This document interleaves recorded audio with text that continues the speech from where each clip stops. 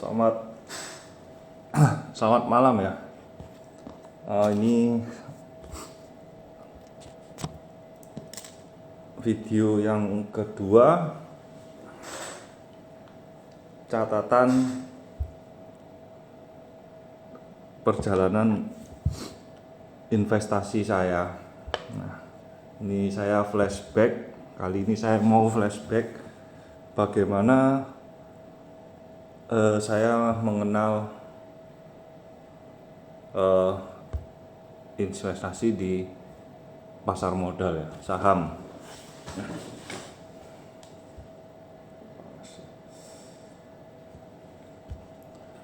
Saat ini saya pertama kali mengenal itu di awal tahun 2022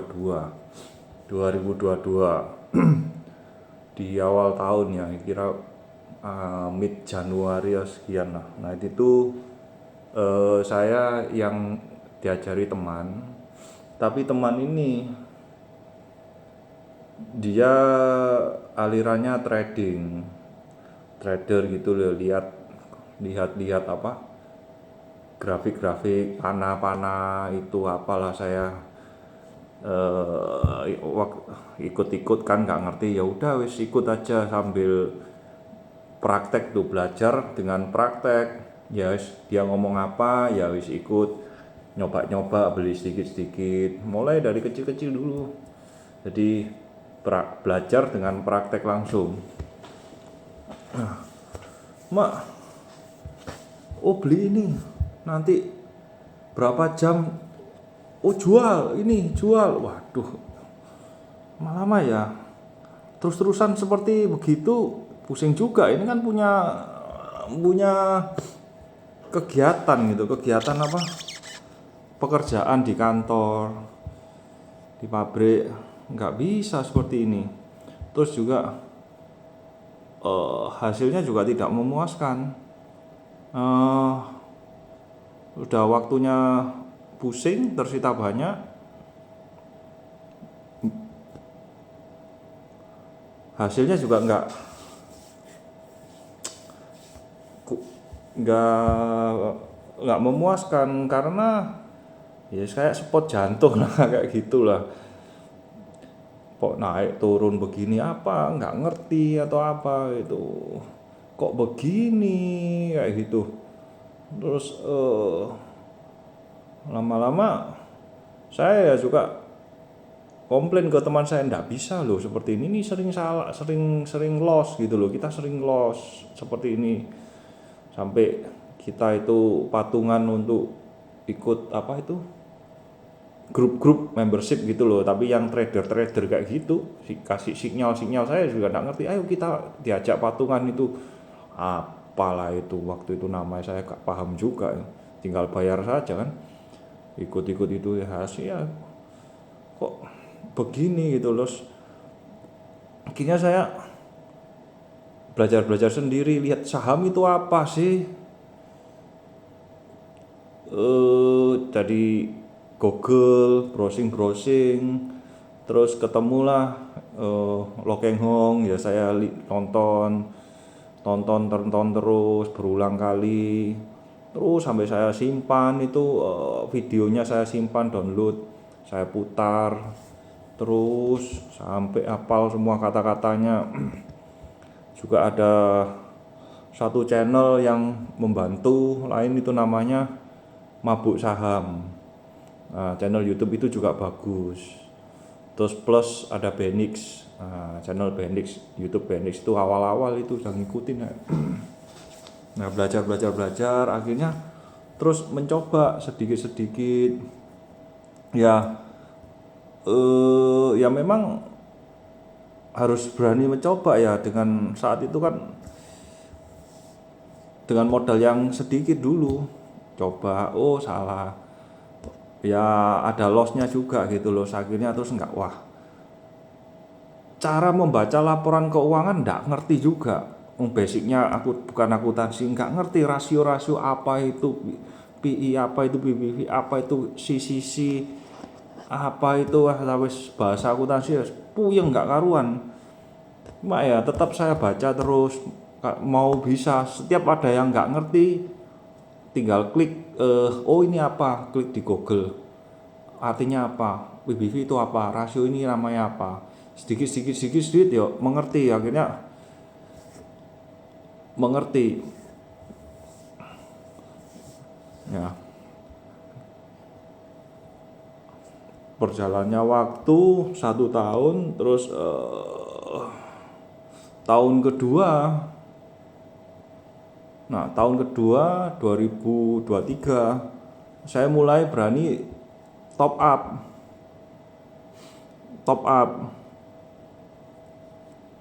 jalan, top up gajian, saya top up kayak gitu-gitulah, apa sedikit-sedikit plafonnya itu saya naikkan sambil saya belajar. Terus saya ketemu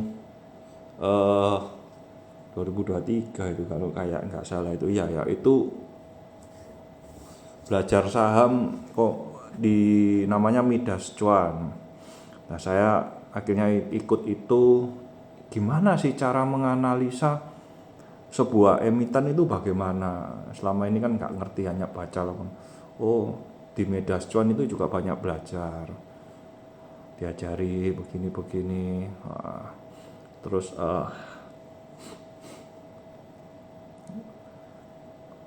jalan sampai sekarang saya masih tetap itu di Midas Cuan. Setelah terus berjalannya tahun 2023 ya itu sedikit mulai paham, akhirnya di tahun 2023 akhir atau apa itu saya top up terus.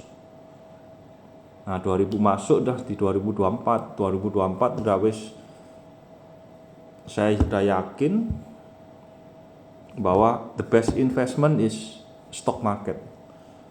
Dari mulai tahun 2024 deposito atau investasi di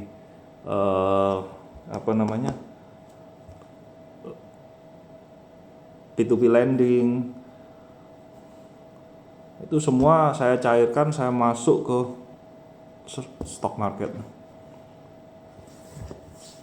Saya sudah berani di tahun ketiga itu, saya sudah berani. Terus tapi berjalannya waktu ya, setiap ada rezeki, ada gajian apa ya saya top up terus. Top up, nabung terus. Nah, sudah sedikit mengerti, setidaknya indikasi pertama yang harus saya pelajari waktu saya harus mengerti apakah ini emiten saham ini harganya masih murah atau sudah kemahalan. Wah, itu bagaimana cara mempelajarinya, itu yang saya pelajari di tahun ketiga setelah saya tahu, oh ini saham ini sudah mahal, oh ini saham ini sudah masih murah. Disitulah saya berani masuk lebih besar lagi. Nah, tapi posisinya ya masih terpecah, diversifikasi lah dalam tanda kutip ya. Nah, berjalan di mulai tahun 2024 itu saya ya lumayan lah, profitnya kerasa lah di 2024 itu. Dan masuk ke 2025, wah, saya semakin tambah yakin. Jadi sekarang saya lebih ke konsentrasi sekarang. Lebih ke arah konsentrasi. Yang dulunya hanya jutaan, terus naik ke puluhan juta, naik lagi ke ratusan juta. Nah, ini saya harus mulai belajar untuk konsentrasi, naik lagi. Nah, di tengah sekarang dulu masih jutaan itu gampang, beli jual sangat mudah sekali ya, pilihan itu banyak. 100 juta juga masih banyak permainannya. Kalau sudah wis lebih 500 itu level playgroundnya itu mulai sedikit, wah kita beli dengan uang itu kita beli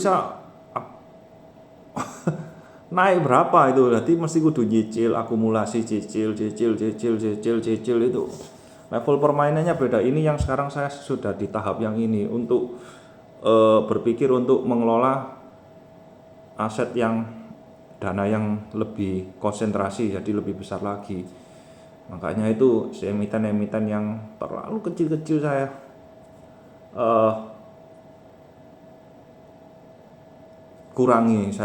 kurangi lah gitu loh. Nah, itu perjalanan saya untuk mengenal stock market. Nah,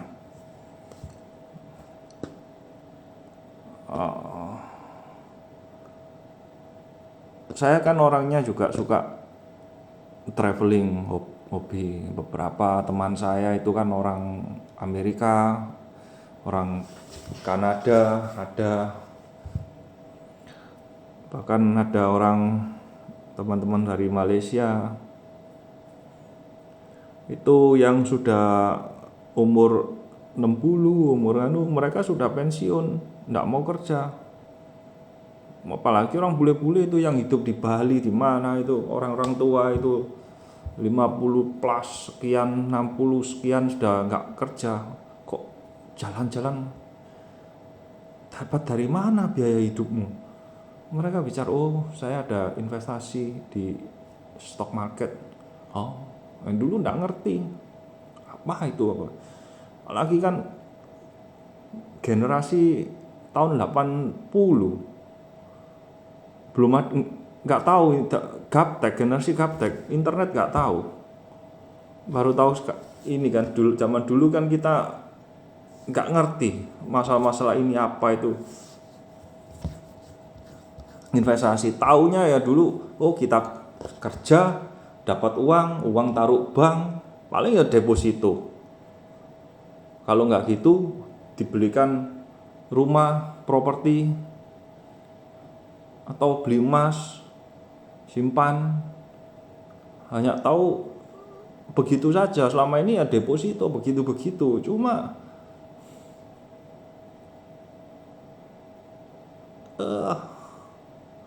akhirnya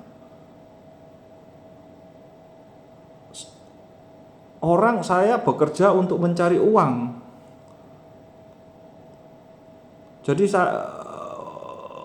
secara otomatis mindset yang tertanam itu adalah I work for money.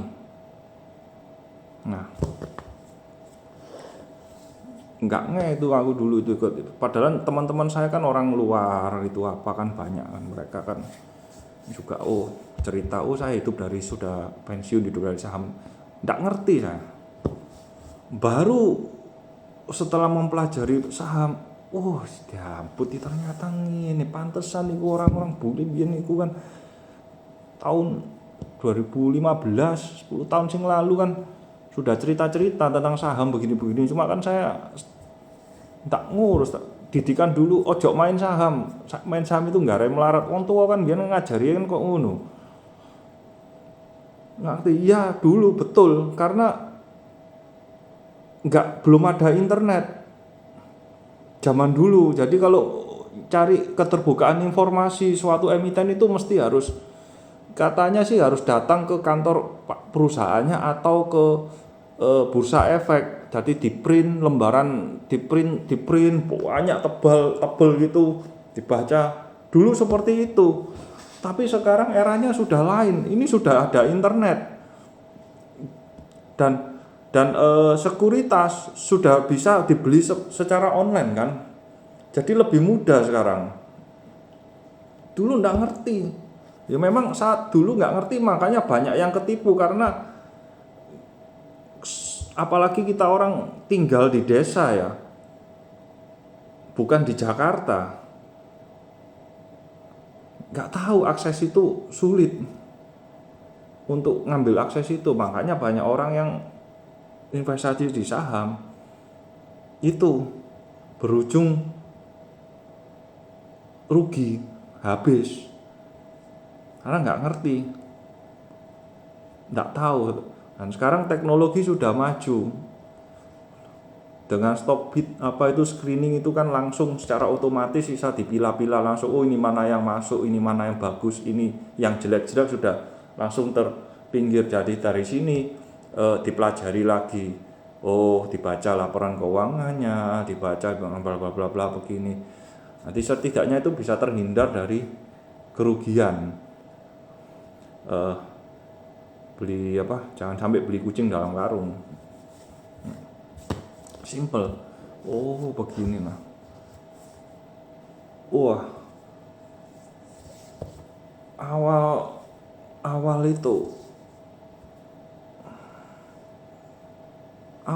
itu ya lihat juga orang-orang kayak gitu. Wow, pamer-pamer untung ratusan persen, untung sekian puluh persen, ratusan. Kok enak men, kok gampang men ngono, kok gini-gini. Sempat ngikuti kayak gitu, akhirnya ya boncos karena kan nggak ngerti. FOMO kan, oh ikut ini dibahas orang ini, ikut FOMO, boncos, nyangkut, nggak ngerti. Oh ini karena kan masih pemula juga saat itu, awal-awal tuh, waduh, belajar lagi, banyak baca, belajar lagi.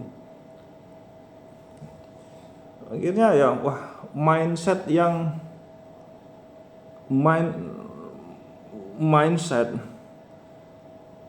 untuk mendapatkan keuntungan cuman beggar secara instan, secara cepat, wah gini, itu sangat berbahaya, betul-betul sangat berbahaya. Nanti akan membuat akal logika kita mati,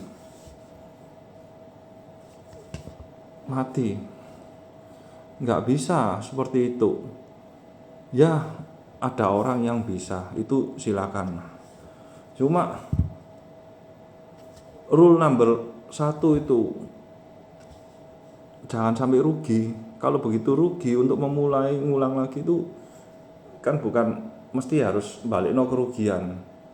Kalau rugi 50% berarti untuk balik no kerugiannya itu harus untung 100%. Dikira gampang untung 100%.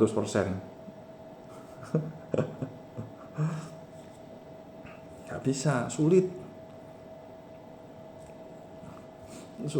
Ya kalaupun kadang bisa, beberapa kali saya dapat, ya itu hanya juga ada faktor keberuntungan lah gitu loh. Keberuntungan juga korban waktu untuk baca-baca, mempelajari, masuk ke teman-teman diskusi, ngikut live, orang live, dengerin apa, wah baca. Jadi ada tetap ada pekerjaan tapi baca-baca laporan itu, sama cek riset sendiri, ikut live, lihat live-nya orang, baca-baca dari informasi dari orang begitu. Nah,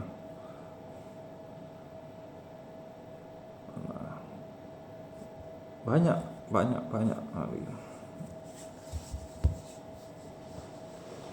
Nah, saat ini mindset saya itu untuk berinvestasi di saham. Mindset saya itu bukan cari beggar, bukan aku harus untung 100, 200%, 300% 1 tahun. Oh enggak. Mindsetku itu yang saya tanamkan saat ini itu bagaimana uang yang bekerja untuk aku, untuk saya, yang dulunya saya kerja masuk office 9 to 5, cari duit gajian tanggal 1 apa, nabung dulu, mau pergi ke sini, mau begini, nabung dulu atau apa. Dulunya kan mindsetnya kan seperti itu. Cuma sekarang setelah mengenal saham, yang saya pikirkan, saya nggak mikirkan, oh ini beggar, oh ini harus untung 100, 200, 500 ribuan persen. Oh tidak, saya cuma bagaimana uang saya, kekayaan saya, uang saya ini bekerja untuk aku, menghasilkan profit untuk saya, untuk mengcover kebutuhan saya sehari-hari. Ya kayak aku beli makanan, expense-ku hari-hari, terus aku mau ke Bali, mau ke Singapura, mau ke Bangkok, mau ke mana, bagaimana caranya liburan saya, expense saya ini dari profit saham, sudah bukan dari saya cari uang, saya kerja, ini kan kapital modalku, aku kerja dengan keringat saya, ini kan modal, saya investasikan, hasil investasinya yang saya pakai untuk memenuhi kebutuhanku sehari-hari, baik sehari-hari atau semuanya lah dalam 1 tahun, mau pergi, mau apa, semuanya dari sini, dari profit. Jadi saya sudah enggak mikir lagi, oh harus cuan 200%. Oh enggak mau kayak gitu. So hati lebih tenang dan lebih terbuka lagi. Oh, untuk setelah pikiran nggak tidak berpikir untuk cari keuntungan besar-besar, harus begini. Oh, pandangan itu tambah lebih cerah, lebih logika itu lebih main. Oh begini. Oh emiten ini, oh saya berani, lebih yakin gitu loh. Oke lah, nah, ini kalau di kesaksian, ya bisa dikatakan kesaksiannya review tentang saya, ya ini jurnal saya.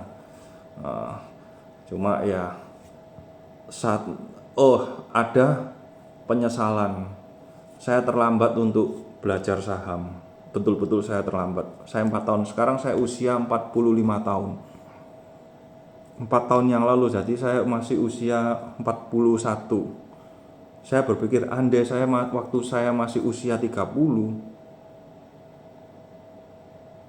sudah berinvestasi di saham, wah, mungkin cita-cita saya tercapai ya sekarang di usia 45 ini. Saya sudah nggak kerja lagi, saya mau jalan-jalan ke luar negeri. Udah pensiun kayak orang bule-bule itu, mau sini mau sana, no need to work. Nah, nggak mikirin duit lagi karena udah datang duit yang kerja untuk diriku. Buat itu penyesalan saya. Dulu hanya kerja, ada taruh deposito, taruh beli no properti sih bayar pajak, sih beli no omah, ono maintenance, ono apa, gurung ngecat, ono apa perbaikan, waduh wis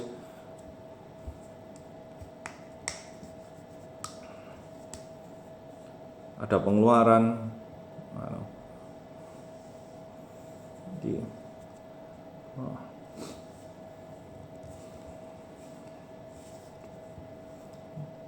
Jadi ya sekarang hanya berpikir bagaimana ini kekayaanku, duitku ini bekerja untuk aku. Enggak, duit saya harus mencari uang, bekerja mencari uang buat saya. Sekarang mindsetku seperti ini. Ya syukur-syukur rencanaku 5 tahun di usia 50, saya 5 tahun lagi rencana saya terpenuhi. Semoga, saya berdoa. Ini akan menjadi video ini akan menjadi pembuktian dan juga membuat motivasi saya, sebagai motivasi saya. Syukur-syukur kalau teman-teman juga terbuka lah pikirannya tentang investasi di pasar modal. Betul, saya sangat ya berterima kasih lah, diberkati lah. Teman saya yang ngajarin itu dikenalkan, walaupun dia trader dan kayaknya dia gagal ya, sudah pensiun, sudah tidak mau lagi di pasar modal. Karena ya alirannya kan ya segitu, untung 2-3% sudah bingung gemeteran, 5% sudah dijual gemeteran. Begitu turun 10% apa, wes dibiarkan sampai akhirnya nyangkut minus 50% baru di cut loss. Udah, ya apa lagi juga. Ya entek lah duit sak karung, lek carae kok ngono ya entek duit sak karung. Ngono lah. Ya. Ya.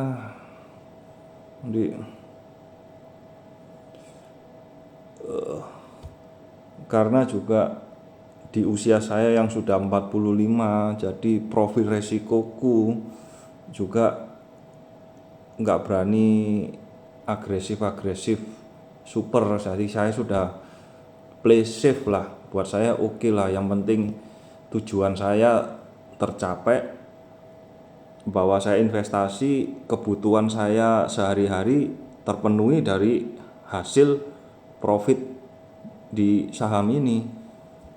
Tujuan saya hanya itu. Karena saya nggak berani untuk agresif seperti orang-orang apa itu si all in di emiten-emiten yang cacing-cacing naga-naga kayak gitu.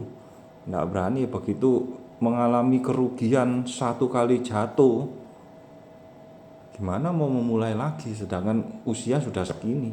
Itu biar rezekinya yang anak-anak masih muda oke lah, dia jatuh bangun lagi, mereka masih punya waktu, untuk memulai dari nol lagi ya, punya waktu. Sedangkan kita udah gak punya waktu ya. Dulu aku masih muda, masih umur 30 tahun. Yo nekat ae, Pak. Gak peduli. Saiki wis gak wani. Ya.